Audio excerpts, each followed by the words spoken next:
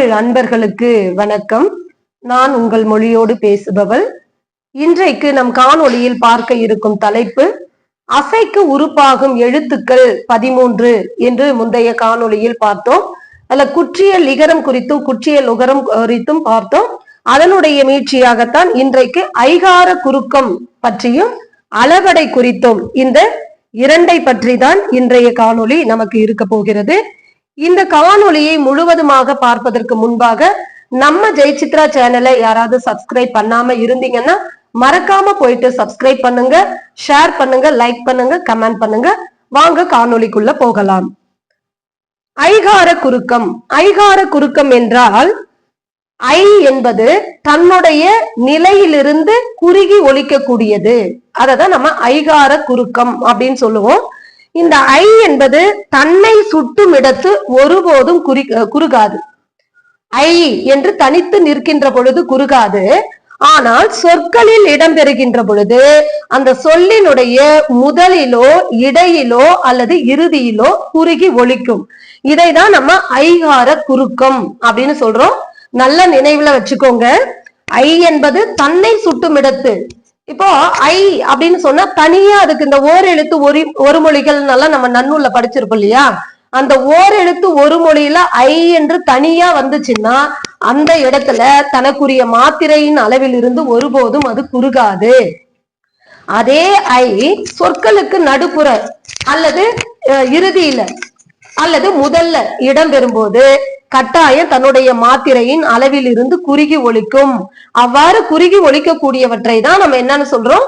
ஐகார குறுக்கம்னு சொல்றோம். இப்ப எடுத்துக்காட்ட பார்த்தா நமக்கு நல்லா புரியும். வாங்க எடுத்துக்காட்ட பார்க்கலாம். இங்க பாருங்க, ஐ என்று தன்னை தனித்து சுட்டும் இடத்து. ஐ என்றால் தலைவன் என்று ஒரு பொருள் உண்டு, அம்பு என்று ஒரு பொருள் உண்டு. அப்போ தன்னை அடையாளப்படுத்திக் கொள்ளுகின்ற பொழுது இப்ப நம்ம பேரை உச்சரிக்கும் போதே பாருங்க, ஐ அப்படின்னு சொல்லும் போது ஐ அப்படின்றதுல ஐ அப்படின்னு சொல்லும் போது இரண்டு மாத்திரை அளவு அது நீட்டி ஒலிக்கிறோம். அப்ப தன்னுடைய மாத்திரையின் அளவில் இருந்து அது குறுகல. எப்போ? தன்னை சுட்டும் இடத்து. இதே இப்ப ஐக்கு நம்ம நெட்டெழுத்து இல்லையா? ஐ ஆ இ உ ஏ ஐ அப்படிங்கிறது நெட்டெழுத்து. அப்ப நெட்டெழுத்துக்குரிய மாத்திரை என்ன? 2. அப்ப இது தன்னை சுட்டுகின்ற பொழுது தலைவன் சொல்லுகின்ற பொழுது அம்புன்னு தனக்குரிய அடையாளத்தை காட்டுகின்ற பொழுது இங்க 2 மாத்திரை அளவுதான் ஒலிக்குது. இதே ஐ என்பது ஒரு சொல்லினுடைய முதலிலோ அல்லது இடையிலோ அல்லது இறுதியிலோ வருகின்ற பொழுது தனக்குரிய மாத்திரையின் அளவில் இருந்து 2 1ஆகவும் 1ஆகவும் குறுகி ஒலிக்கும். இப்ப இங்க எடுத்துக்காட்டு பாருங்க. மொழிக்கு சொல்லுக்கு முதல்ல வந்திருக்கிறதுக்கு நான் ஒரு எடுத்துக்காட்டு ஐப்பசி அப்படின்னு கொடுத்திருக்கிறேன். இந்த ஐப்பசின்னு சொல்லும் போதும் ஐ அப்படின்னு சொல்லும் போதும் வேறுபாடு நீங்க நல்லா உணரலாம். ஐ அப்படின்னு சொல்லும் போது நிறுத்தி நீட்டி ஒலிக்கிறீங்க. அப்ப 2 மாத்திரை அளவு ஒலிக்குது. அதே விஷயம் இங்க பாருங்க, மொழிக்கு முதல்ல குறுகி வந்திருக்கு. ஐப்பசி, மைப்புறம். மொழிக்கு முதல்ல இங்க உயிரெழுத்து தொடர்ந்து, அதாவது ஐப்பசிங்கிறது உயிரெழுத்து. இங்க மெய்யெழுத்துல ஐ வந்திருக்கு. இம்மு கூட்டல் ஐ, மை இல்லையா? ஐ வந்திருக்கு பாருங்க. இப்ப மெய்யெழுத்துலயும் இருக்குது, உயிரெழுத்துலயும் இருக்குதுங்கிறதுக்காக 2 எடுத்துக்காட்டு கொடுத்திருக்கிறேன். அப்போ இந்த மாதிரி மொழிக்கு முதல்ல அது உயிரெழுத்தோடு இருந்தாலும் சரி அல்லது மெய்யெழுத்துல ஐ வந்தாலும் சரி, மொழிக்கு முதல்ல வரும்போது தனக்குரிய மாத்திரையின் அளவில் இருந்து, அதாவது 2 மாத்திரை தனக்குரிய மாத்திரைன்னா அதுல இருந்து குறுகி 1ஆகவும் 1.5ஆகவும் குறுகி ஒலிக்கும். அப்ப இது மொழிக்கு முதல்ல குறுகி ஒலிக்கிறது. அடுத்து மொழிக்கு இடையில வர்றது பாருங்க.